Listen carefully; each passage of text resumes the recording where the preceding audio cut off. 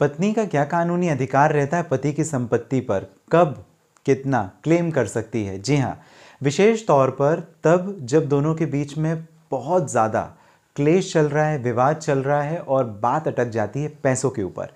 इस particular video में आपके जितने भी प्रश्न हैं संपत्ति से संबंधित पति और पत्नी के, आपके जो भी डाउट हैं वो दूर हो जाएंगे। आपने शुरुआत अशोक पांडे के साथ में की है ऑनलाइन लीगल एडवाइस में। अगर आप नए हैं, रिक्वेस्ट है मेरी, आप सब्सक्राइब ज़रूर करें, जहां पर कानून की जो जानकारी है इस चैनल के माध्यम से हम आप तक पहुंचाते रहते हैं। सबसे ज़रूरी प्रश्न ये आता है, क्या पत्नियों का भी पति की संपत्ति पर अधिकार होता है? ऐसा नहीं है। भारत के कानून को यदि देखें या और भी दुनिया के कानून को देखें, वहाँ पर ऐसा है और हमारे यहाँ पर भी ऐसा है कि जो जिसकी संपत्ति है उस पर उसका अधिकार है। कैसे? मान लीजिए मैं जो कमाता हूँ उस पर मेरा अधिकार है, जो मेरी पत्नी कमाती है उसमें मेरी पत्नी का अधिकार है। ज़्यादातर मामले ऐसे होते हैं हमारे देश में जहाँ पर पत्नियाँ घर में काम करती हैं, हाउसवाइफ होती हैं, पति बाहर जाते हैं, जॉब करते हैं, अर्न करते हैं।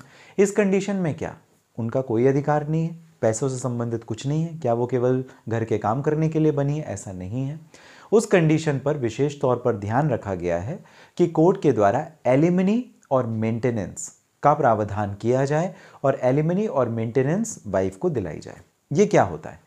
मेंटेनेंस यानी हर महीने का जो खर्चा है वो पत्नी को मिलना चाहिए। किससे मिलना चाहिए? पति से मिलना चाहिए। क्यों मिलना चाहिए? क्योंकि वो डिपेंडेंट है। क्यों किसके ऊपर डिपेंडेंट है? वो पति के ऊपर डिपेंडेंट है।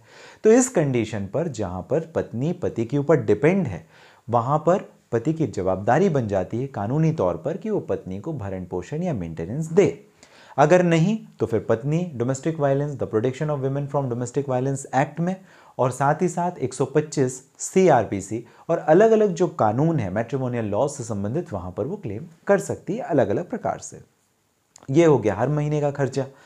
अब जो एलिमनी है वो क्या होता है? एलिमनी को आप कंसीडर कर सकते हो कि it is a type of compensation. क्यों?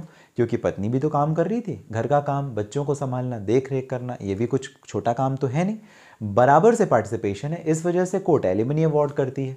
जहां पर पत्नी के साथ 2 बच्चे या 1 बच्चा रहे और पत्नी रहे अलग, और कंडीशन है पति रहे अलग और दोनों के बीच में हो जाए डिस्प्यूट तलाक के पहले या बाद में, तो कोर्ट ये ध्यान रखती है कि वाइफ को एलिमनी मिले।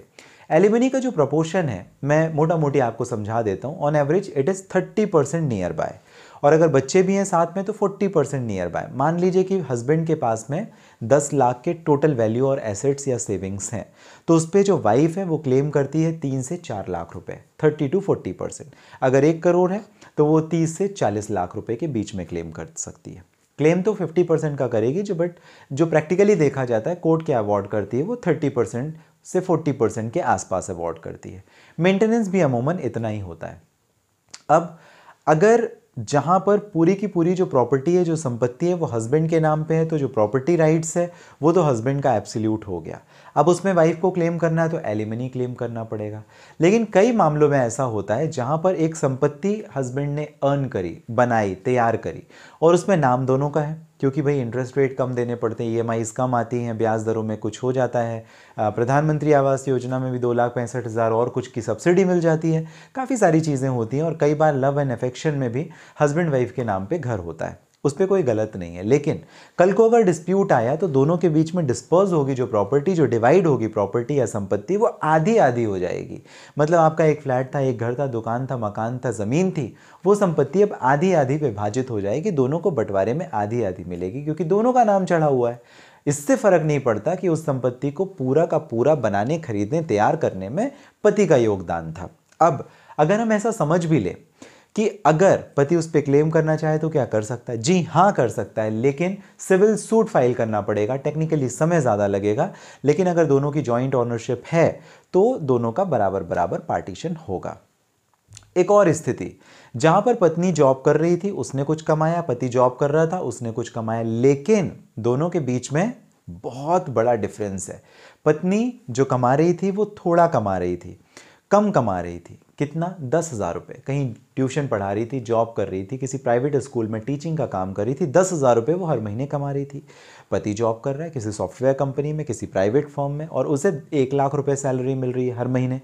इस कंपैरिजन को अगर आप देखें तो दोनों के बीच में बहुत बड़ा एक बिग डिफरेंस है, ह्यूज डिफरेंस है, जिसे हम लोग डेस्पेरिटी ऑफ इनकम कहते हैं। जी हाँ, इनकम डेस्पेरिटी।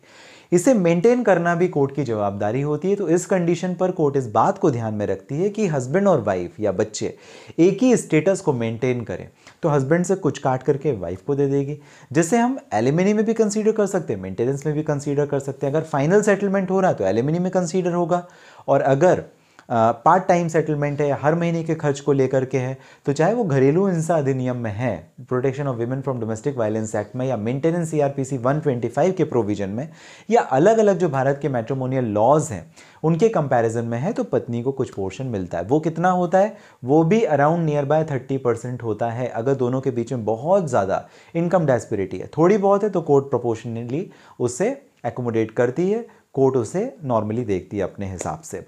तो ये स्थिति हो गई। लेकिन अमूमन अगर हम बात समझें कि पति की संपत्ति पर पत्नी का क्या अधिकार होता है, कोई अधिकार ऐसा नहीं है, लेकिन उसके बावजूद वो ये सारे लीगल राइट्स क्लेम कर सकती है। साथ ही साथ एक स्त्री धन का कॉन्सेप्ट भी आपको बताना जरूरी है। स्त्री धन का मतलब ये, जब शादी होती है उस टाइम पे पत्नी के घर वाले, मायके के पक्ष के लोग कुछ उसे देते हैं, और ससुराल से भी कुछ मिलता है, और भी सारी चीज़ें, ज्वेलरीज होती हैं। अब ज्वेलरी पति तो पहन के घूमेगा नहीं बाजार में, उस पर किसका ऑनरशिप है? पत्नी का। ये किसके हैं? पत्नी के हैं। तो अगर आप उसकी इच्छा के विपरीत अपने पोजीशन में रखते हैं तो 506 आईपीसी अट्रैक्ट करता है, जो कि 3 साल का पनिशमेंट और फाइन भी है। इस वजह से जो स्त्री धन होता है वो आपको रिटर्न करने की जब बारी आए, आसानी से लिखित तौर पर आप उसे वापस कर दें। ज़्यादा परेशानी अगर होती है तो इस कंडीशन पर जो महिलाएं हैं वो कहाँ पर शिकायत दर्ज करा सकेंगी?